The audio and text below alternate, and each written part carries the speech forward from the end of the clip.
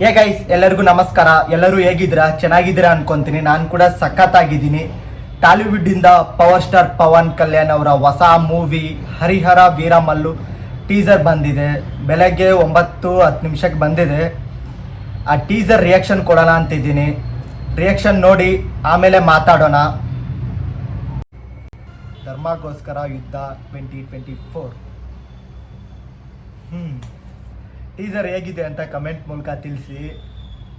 ಇನ್ನೊಂದು ಏನಪ್ಪ ವಿಷಯ ಅಂದರೆ, ಇನ್ಮೇಲೆ ನಮ್ಮ ಯೂಟ್ಯೂಬ್ ಚಾನಲಲ್ಲಿ movie reviews, teaser, trailer, reactions videos ಎಲ್ಲ ಬರುತ್ತೆ. ಇವಾಗ ಹೆಂಗೆ ಸಪೋರ್ಟ್ ಮಾಡ್ತಿದ್ರಾ, ಇದಕ್ಕೂ ಹಿಂಗೆ ಸಪೋರ್ಟ್ ಮಾಡಿ. ನಿಮ್ಮ ಪ್ರೀತಿ ನನ್ನ ಮೇಲೆ ಇರಲಿ. ನಿಮಗೆ ಚೆನ್ನಾಗಿ ಎಂಟರ್ಟೈನ್ಮೆಂಟ್ ಕೊಡ್ತೀನಿ. ಇನ್ನೊಂದು ಇದು ಬಂದ್ಬಿಟ್ಟು ಈ ಮೂವಿ ಹರಿಹರ ವೀರಮಲ್ಲು ಲಾಕ್ಡೌನ್ ಟೈಮಲ್ಲಿ ಸ್ಟಾರ್ಟ್ ಆಗಿದ್ದು.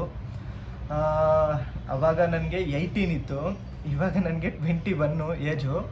ಹೆಚ್ಚು ಕಮ್ಮಿ 4 ವರ್ಷ 5 ವರ್ಷ ಆಯಿತು ಗುರು. ಮೂವಿ ಇನ್ನೂ ರಿಲೀಸ್ ಆಗಿಲ್ಲ.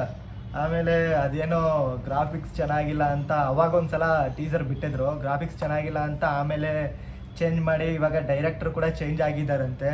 ನೋಡೋಣ, ಮೂವಿ ಬಂದಮೇಲೆ ಮಾತಾಡೋಣ, ಜಾಸ್ತಿ ಬೇಡ. ಇವತ್ತು ಮತ್ತು ಟೀಸರು, ಅದು ಮೊನ್ನೆ ಅನೌನ್ಸ್ಮೆಂಟ್ ಆಯಿತು ಟೀಸರ್ ರಿಲೀಸ್ ಅಂತ. ಇವತ್ತು ರಿಲೀಸ್ ಆಗಿದೆ ಬೆಳಗ್ಗೆ 9:10 ಅನಿಸುತ್ತೆ.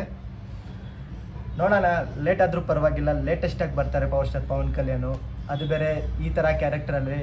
ಅವರು ಲೈಫಲ್ಲಿ ಇದೇ ಫಸ್ಟ್ ಮೂವಿ ಅನಿಸುತ್ತೆ. ಚೆನ್ನಾಗಿದ್ದಾರೆ. ಅವ್ರ ಆ್ಯಕ್ಟಿಂಗ್ ಎಲ್ಲ ನಿಮ್ಗೆ ಗೊತ್ತಿರೋತ್ತಲ್ಲ. ಅಲ್ಲೇ ಮೂವೀಸ್ ಎಲ್ಲ ನೋಡಿದ್ರೆ ಸಖತ್ತು. ಅವ್ರಿಗಿರೋ ಫ್ಯಾನ್ ಬೇಸು ಆಂಧ್ರದಲ್ಲಿ ಯಾರಿಗೂ ಇರಲ್ಲ ಗುರು.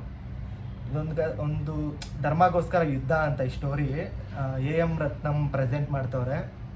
ಡೈರೆಕ್ಟರು ಕ್ರಿಶು ಮತ್ತು ಇನ್ನೊಬ್ಬರು, ಅವ್ರ ಹೆಸರಿನ್ನೂ ಕೊಟ್ಟಿಲ್ಲ. ಮುಂದೆ ಅಪ್ಡೇಟಲ್ಲಿ ತಿಳಿಸ್ತೀನಿ.